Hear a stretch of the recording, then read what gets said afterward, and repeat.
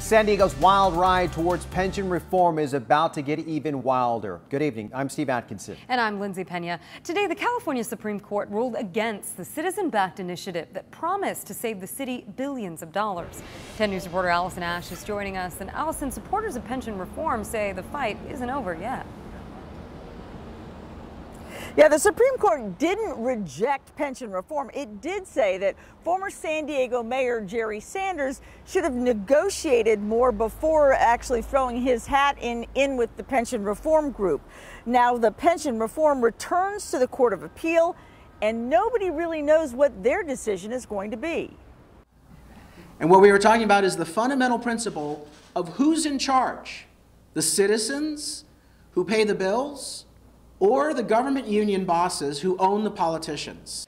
Former San Diego City Councilman Carl DeMaio helped campaign for pension reform. Now he says the fight isn't over.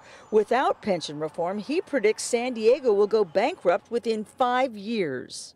San Diegans passed the initiative by 65% in 2012, taking away pensions for new hires, except police officers, and replacing them with 401ks.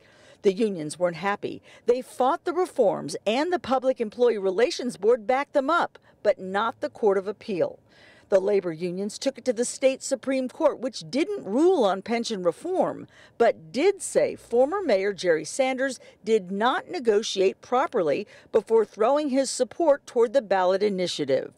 Both sides are calling the ruling a win. Huge victory for workers today in the city of San Diego. I mean, it was a total vindication for workers' rights and the workers' rights to have a voice on the job.